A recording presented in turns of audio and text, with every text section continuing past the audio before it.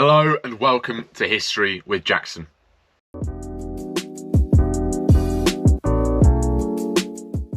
Today we are continuing our English and British Monarch series by looking at Edward the Fourth, Henry VI's usurper and successor. As always, we will look at who he was, what his early life was like, his reign, his death, and then bring it all together to make a judgment on whether he was a good king or not. Now, Edward the Fourth is one of my favourite kings, so I'm really looking forward to getting into this episode. But before we do, please make sure to like, comment, subscribe and review if you do enjoy these videos in the English and British Monarch series. So let's get into Edward the Fourth. So who was Edward the Fourth? Edward IV was born on 28th of April 1442 in Rouen, France, to Richard, Duke of York and Cecily Neville. He grew to be about 6'4", well built and good looking. He was well educated and taught how to be a very strong swordsman and became a very capable general.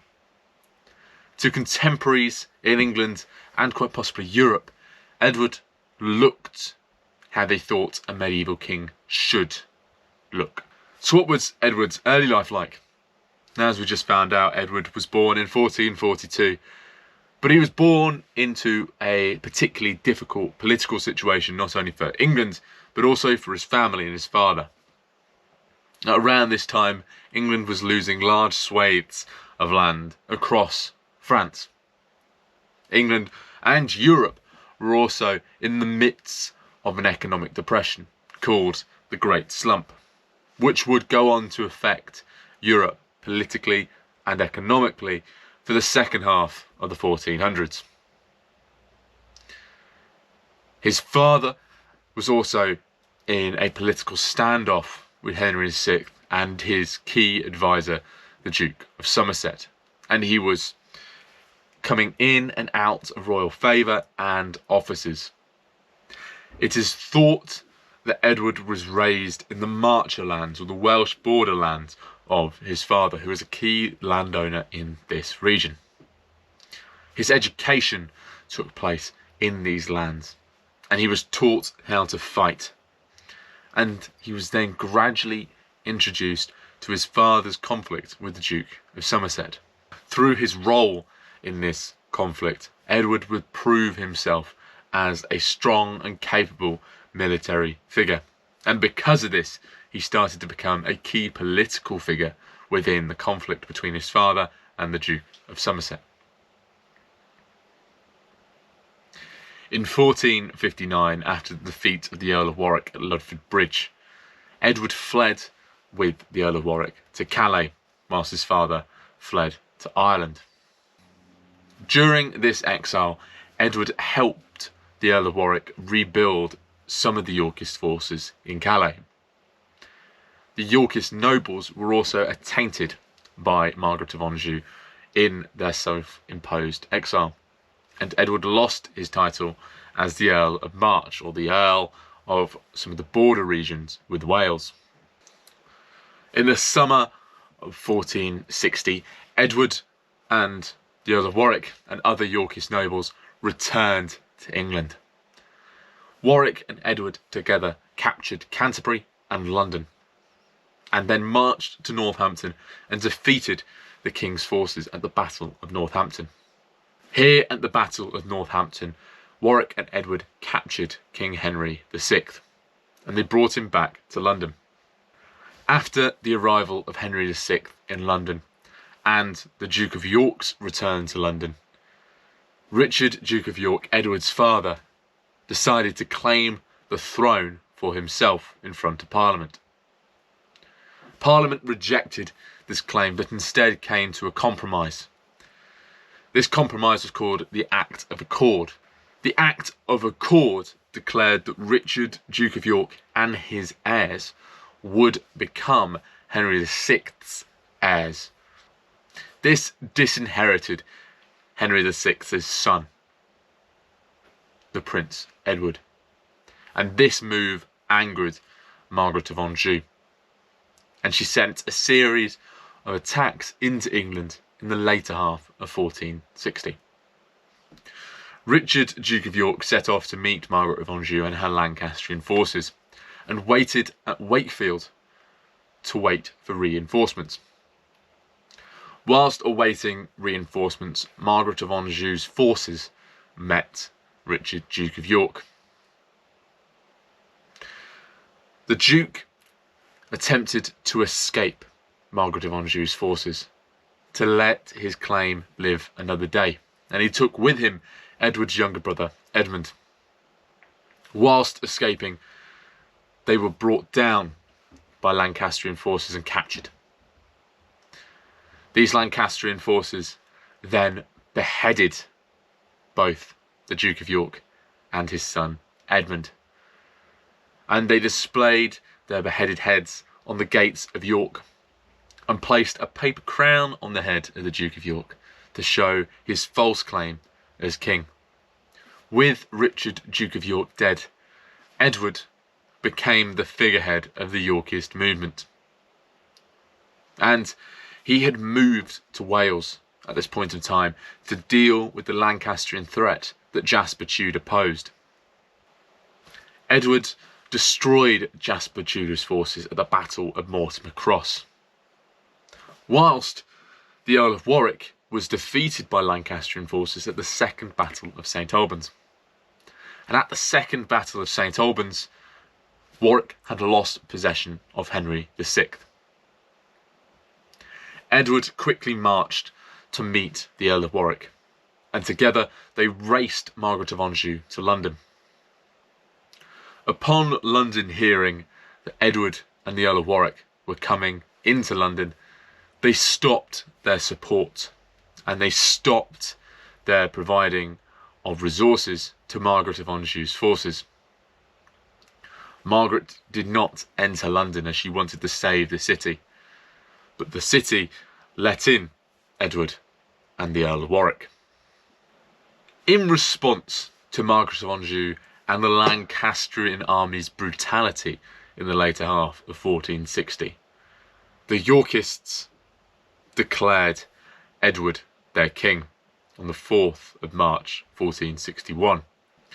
But there was no time to be coronated, and Edward had to march to Taunton to meet the Lancastrian forces.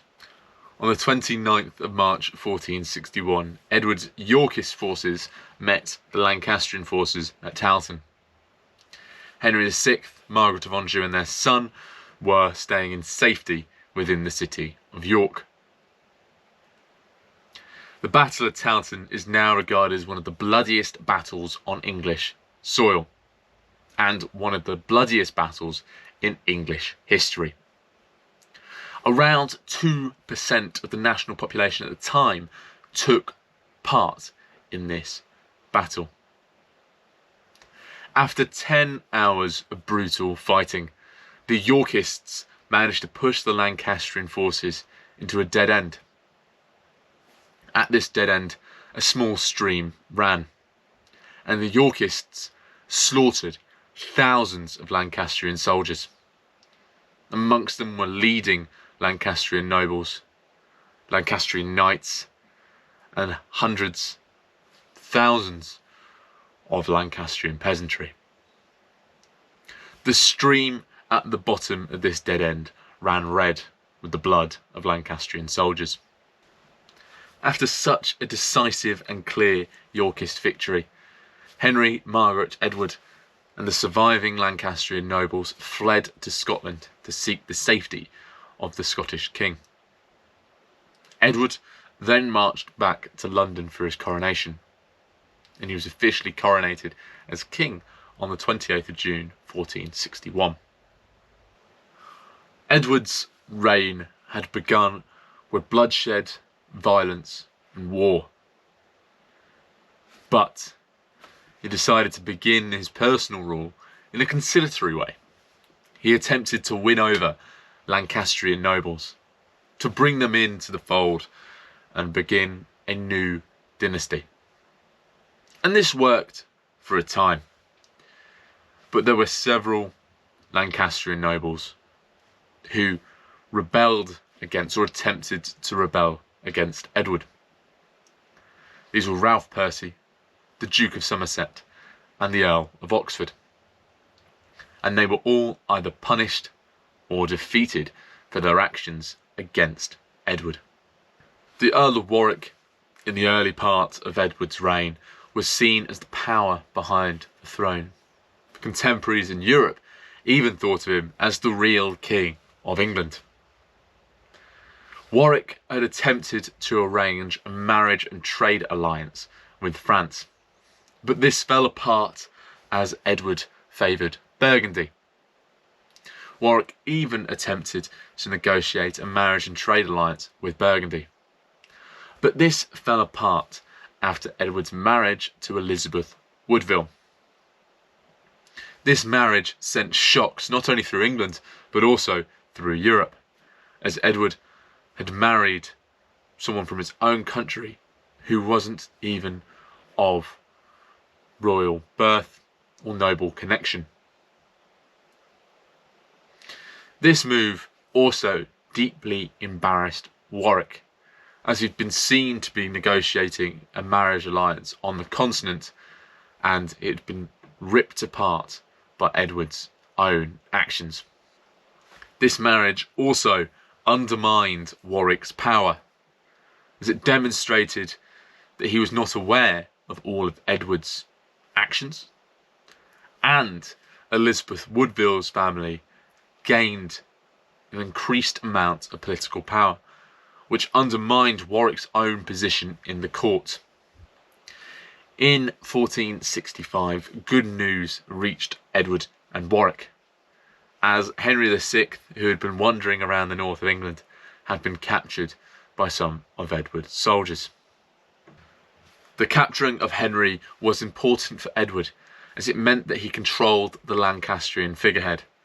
And if he controlled a weak and ineffectual figurehead, it meant that there was no other figure who could be put forward as the figurehead, with Henry still alive. As the years went on, Edward and Warwick continued to disagree over international alliances, as Edward pursued an alliance with the Burgundians, and this was counter to Warwick's own belief that an alliance with France was more beneficial for England. In 1469, tensions between Warwick and Edward reached their apex, and Warwick abandoned Edward. He also convinced Edward's younger brother, George, Duke of Clarence, to follow suit, and they rebelled against Edward. In this rebellion, they were able to capture Edward, and after capturing Edward, they attempted to rule England through Edward, and they failed miserably. They had no royal authority themselves, and it was clear that they had captured Edward, and they were forced to release Edward and allow Edward to rule the country again due to their failure to keep peace and stability. Edward forgave the two men after his release in another conciliatory mood that defined the first part of his reign. However, this reconciliation was ineffective. Warwick and Clarence abandoned Edward again in 1470, but this time they headed to France, and they joined up with Margaret of Anjou to support the Lancastrian cause. And in late 1470, they invaded England. Edward knew that he and England were not strong enough to repel an invasion, so he fled to Flanders. He left his pregnant wife and his children in sanctuary in London for their own safety, as he went to Flanders to rebuild his position. Upon reaching London, Warwick did not place himself on the throne. He did not place George, Duke of Clarence, on the throne. He placed Henry VI back on the throne. Historians call this the re-adeption, the restoration of Henry VI's reign, the restoration of the Lancastrian dynasty. And through Henry VI, Warwick and Clarence ruled. Now, you'd be forgiven for thinking that the readaptation of Henry VI spelt the end for Edward IV. But it didn't. And in 1471, Edward returned from Flanders. And he returned in a similar way to how Henry Bolingbroke, Henry IV, returned to England in 1399. Edward landed at Ravenspur in the north of England, much like Henry IV did. Edward claimed that he was returning to claim the lands of his father, not the throne, as Henry IV did. Edward marched south peacefully, gaining supporters on his way down, much like Henry IV did. With supporters and an army, Edward marched to Coventry, and he attempted to tempt Warwick into an open conflict. Warwick did not fall for this bait, and Edward continued to march south to London. Whilst this was occurring, Edward's sisters had been writing to George, Duke of Clarence, and they convinced him to abandon Warwick and join Edward. And this is exactly what George did. George, Duke of Clarence, abandoned Warwick and joined Edward's cause.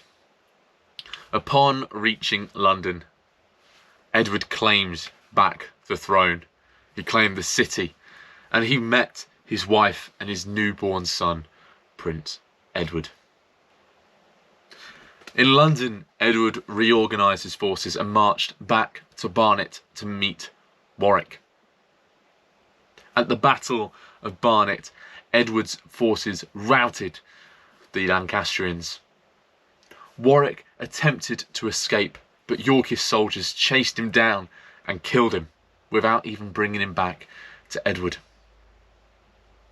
Warwick's younger brother was also killed at this battle, meaning the Lancastrians had lost two leading nobles, two leading military commanders in the space of one battle. Edward then marched to Tewkesbury to end the Lancastrian threat to his throne. At Tewkesbury, the Lancastrians were led by Prince Edward, the Duke of Somerset, and the Earl of Devon. Edward's forces yet again routed the Lancastrians, killing Prince Edward in his first battle and killing the Earl of Devon. Here, the Yorkists were able to capture Margaret of Anjou as well, and this firmly ended the Lancastrian threat to Edward's throne. The victory at Tewkesbury spelt the end to any military threat to Edward. But the figurehead of the Lancastrian movement was still alive, and in May 1471, Edward returned to London. And mysteriously, on the same night that he returned, Henry VI died. Now, contemporaries were told or believed that Henry had died of melancholy. But upon examination of his skeleton, there was blood matted in his hair and on his skull. It is clear that Henry VI had met a violent end. We do not know who, we do not know how, but it is clear that Henry VI was murdered. The murder or the death of Henry VI shows that Edward IV had started his second reign in a much more serious, much more ruthless tone. and that he was determined to cut any threat to his throne. And he clearly learned his lessons from his first reign. In his second reign, Edward built up the finances of England and was eventually the first king of England to die solvent, or die with no debt. He pursued that trade alliance with Burgundy that he so desperately wanted in his first reign. And he and Elizabeth Woodville produced a spare to their heir with the birth of Richard, Duke of York, in 1473. In 1475, Edward even started a war with France in an attempt to claim the French throne that the English kings had claimed since Henry V.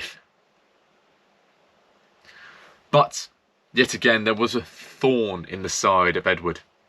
And in this second reign, it was his own brother, George, Duke of Clarence. From 1477 onwards, George, Duke of Clarence, restarted his habit of acting against his brother. After a series of actions, his actions eventually amounted to treason, and in February 1478, Edward had him executed for treason. Edward's relationship with his younger brother, Richard, Duke of Gloucester, was in stark contrast to his relationship with George, Duke of Clarence. Edward trusted Richard, Duke of Gloucester. He trusted him to run the north for him. He trusted him to protect England's border with Scotland. And he trusted him enough to name him as protector should he die before his son Edward had reached maturity, had reached age to take the throne. In 1483, at the age of 40, Edward was no longer the big, strong man that he had been when he came to the throne. He was now a larger man with a love of food. He had a habit of eating until he was full and forcing himself to vomit so that he may eat more. And this habit had made him ill. And the continuation of this habit worsened his condition.